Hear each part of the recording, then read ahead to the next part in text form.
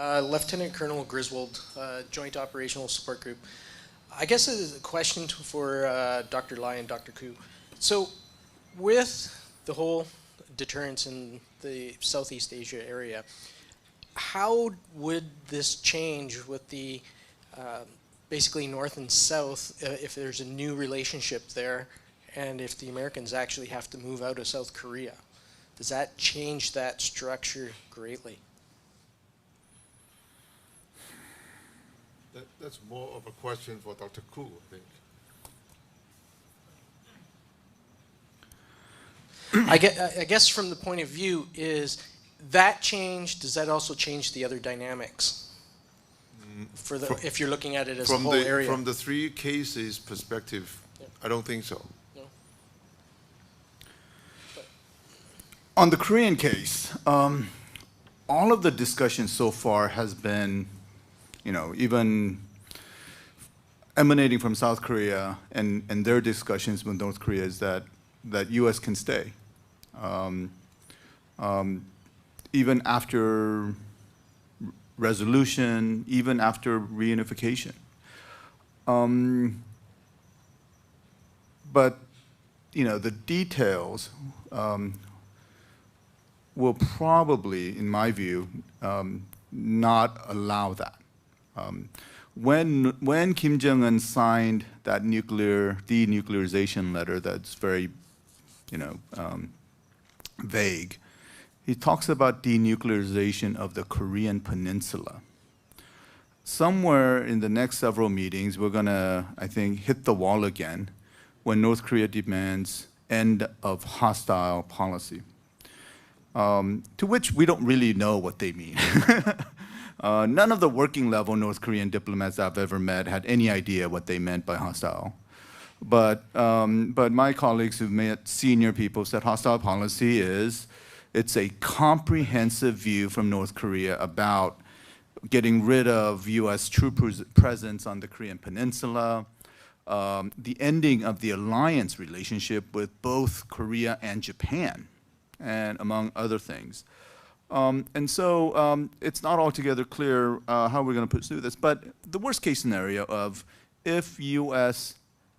chooses to leave Korea, I think, we have, I'm sure our Pentagon logistics will have plans. I mean, if you recall 20 years ago, when our troop presence in Okinawa was a very thorny issue. I mean, I remember as a young analyst covering, we had plans about even putting 20,000 Marines on an oil platform. I mean, we're a superpower.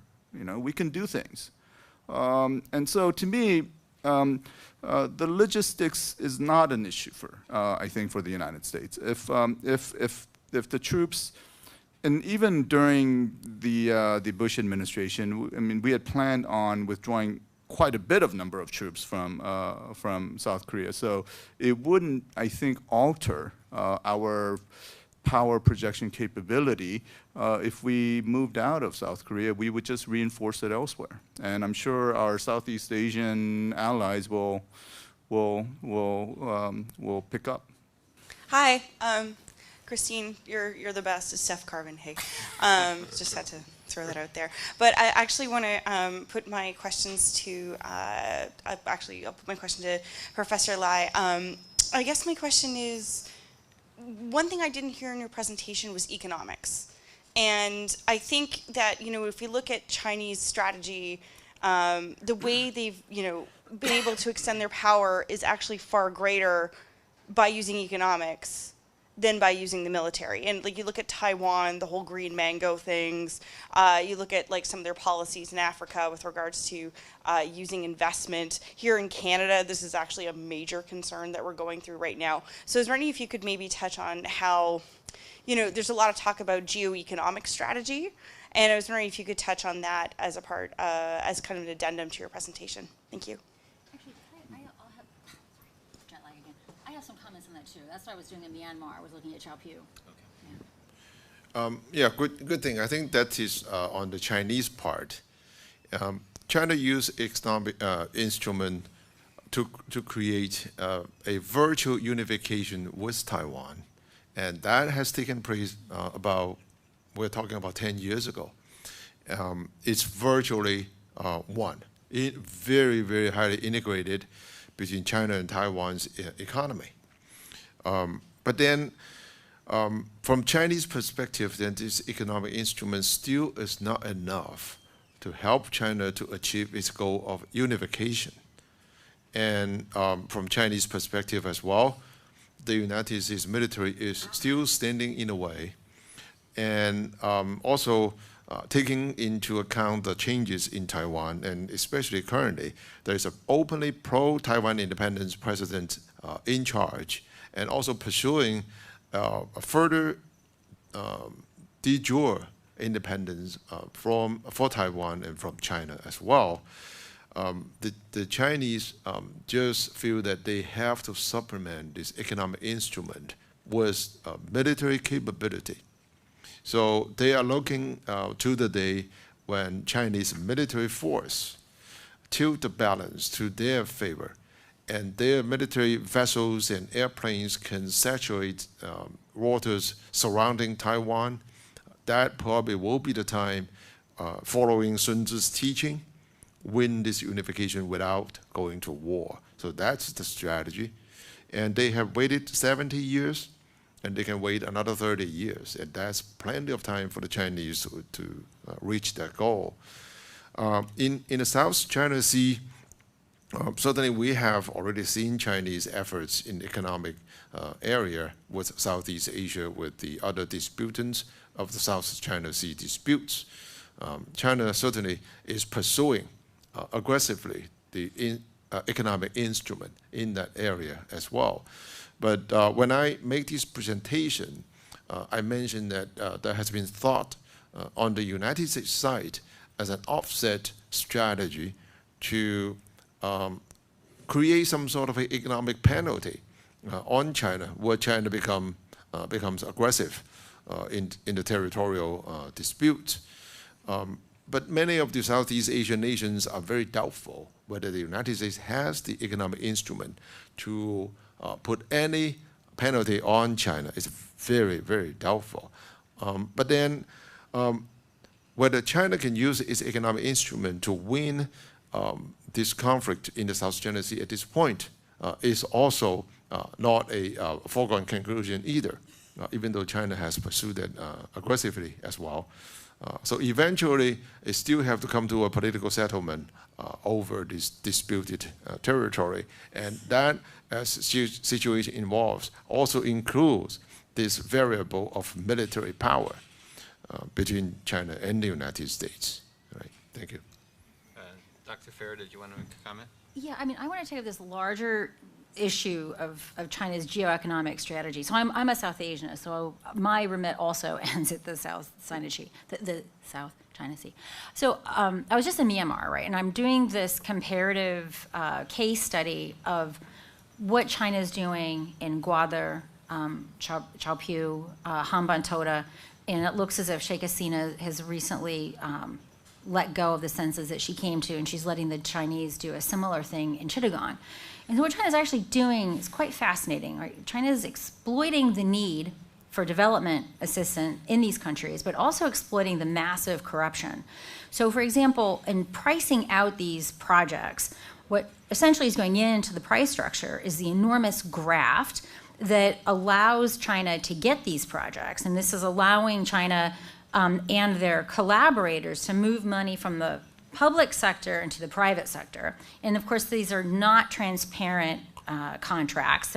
China basically sets a price, brings their firms in, bring their employees, and then they're creating so-called, economic corridors, which are oddly not economically viable, right? I mean, we can hem and haw over Gwadar. There's a lot of things it is, but it's not a viable economic corridor. Looking at what China is doing in Chaopu, similarly, this is not about economics. Hambantota is another example, and I'm pretty certain Chittagong is going to be the same. So what China's, this is a new form of colonialism. In fact, I don't think we even have the vocabulary to describe what it's doing, right? Which is it saddles the country with debt that it cannot service, and then it simply says, fine, you can't pay us, give us a 99-year lease and give our companies a majority, and by majority I mean a significant majority, and any of the revenue streams that come out of this.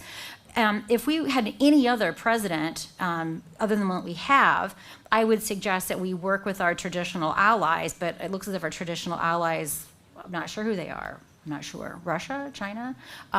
North Korea. North Korea. And apparently you guys burnt down the White House in 1812. So I would say in a more normal scenario that we need to think very hard about how do we create financial instruments that will actually salvage these countries. Now, this is a moral hazard, right? Gwadar is a terrific example. If we cut Pakistan off from the IMF, I think it's a really important tool that might shape its behavior. That's a dangerous risk. If we don't cut them off from the IMF, the American taxpayer is in the odd position of subsidizing Pakistan's loan repayments to China for Gwadar. Right? This is a terrible situation that we're in. And unfortunately, our current leadership is not in a position to think about what are these alternative arrangements whereby we can undercut China's new, is there a better word for it other than colonialism? I mean, it's basically land grab through excessive debt structure. And I'm very concerned about this. India is very concerned about this. And I think we should be. I mean, from Djibouti to Chittagong, we're going to be seeing this kind of acquisition of essentially sovereign Chinese territory in other countries. I would just add that there is some mitigating factor because of our ally Japan and their investment in the whole East-West corridor to counter the Chinese north-south corridor. I haven't seen them active in Hambantota. I haven't seen them in Chaopu. They have no interest in Chabahar. Where do you see China or Japan doing this? Japan, through their JBIC, is doing lots of ports and road construction. But I mean something different. I mean helping get these countries out of being owned essentially by China. Yes, I mean, yes, and I mean, no, but I think, I mean, that's happening in Cambodia as well. Mm-hmm. But I think there are countermeasures because of Japan has its own strategic interests that kind of, I think, overlay with our strategic interests. Hi, my name is Susan Caselli. I work at the Department of National Defense here in Ottawa. I sort of had a comment for the last speaker, Christine Fair. I'm not a South Asian expert by any means. Like, I've cursory read some stuff, but it did seem to me that the narrative that you presented was rather ahistorical. And so I have a few issues, and I'll outline them and I'll allow you to address them. But one of them was that you spoke about Pakistan. Why is it that Pakistan continues to be a US ally? Pakistan tried very hard to be a US ally right from independence from India. And it was rather the United States that was rather ambivalent about Pakistan's overtures, even though up until the 70s, up until Nixon, right, it wasn't the Indians that the Americans liked. Nixon could not stand Nehru. He found him to be the least friendliest leader in all of Asia. So, I mean, Pakistan up until then, it joined the Baghdad Pact, CENTO, and CETO, as you mentioned, and frankly, most US allies didn't go to Vietnam. So that's not sufficient indication of, bad friendship or whatever it was that you were trying to illustrate. So I guess I wonder, could another narrative not be that it was American ambivalence toward Pakistan that pushed it toward, China, the Soviet Union, later Russia, and then the Saudis? Because you and I were not actually in disagreement, right? It's a question of focus and how much time I have. We're actually not in disagreement. Going to your question about CETO and CENTO, I think there are probably two, actually I would recommend three really good books. One is Hussein Akhani's Magnificent Illusions, Dennis Cox's book on Pakistan, U.S. history. These are both books that are enormously lengthy. If you want the Cliff Notes version, I recommend Riding the Roller Coaster, How Pakistan Negotiates with the United States, written by the late Howard Schaefer and Tazy Schaefer. Going to your point, what? Yeah, and I mean, the Schaefer one, I think, really encapsulates what both Cox and Hussein Haqqani take 600 pages, but they do it in 120. So you are correct in many ways. The United States was, in fact, very ambivalent towards Pakistan. Liaquat Ali Khan comes to the United States saying, literally, you can have our army for rent. But he was asking for an amount of money that was exorbitant, given that the United States was still engaged in the Marshall Plan, right? And it wasn't until the war with Korea that the United States decided that it had to have its own South Asia policy. Up until that point, we were very content to outsource our South Asia policy to Pakistan. Where your retelling is not correct is Pakistan's intentions. Pakistan never, and this is why I would fault your analysis, Pakistan's intention was never to actually join those allies with the intention of fulfilling the purpose of those treaty arrangements.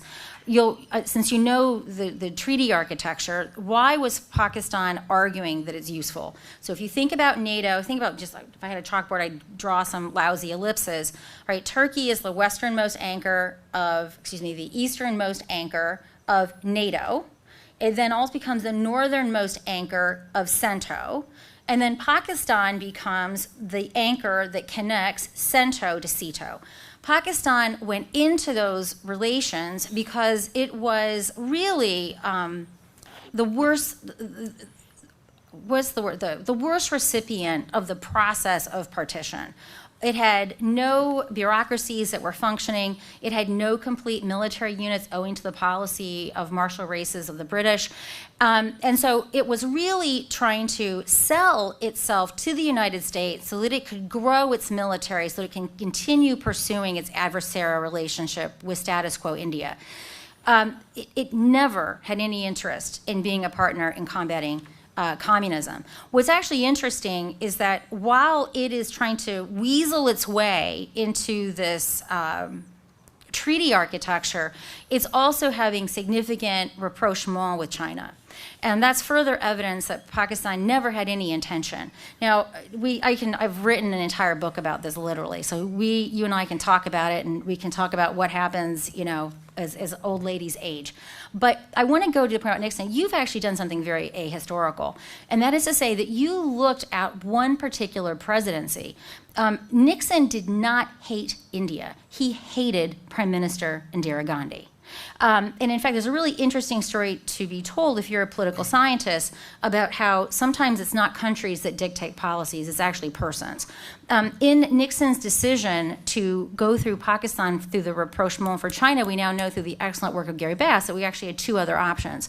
But it was his personal bromance with Yahya Khan and his complete misogynist loathing of Indira Gandhi that consolidated the path through Pakistan. The vast majority of presidents, if you actually go through the National Security Archives, we were constantly trying to find ways of being trying to cultivate better relations with India. Nixon was absolutely the outlier on that. But in general, there are lots of ways that you can tell this story. But I find your narrative to be particularly problematic because you want to buy the story that Pakistan is the victim.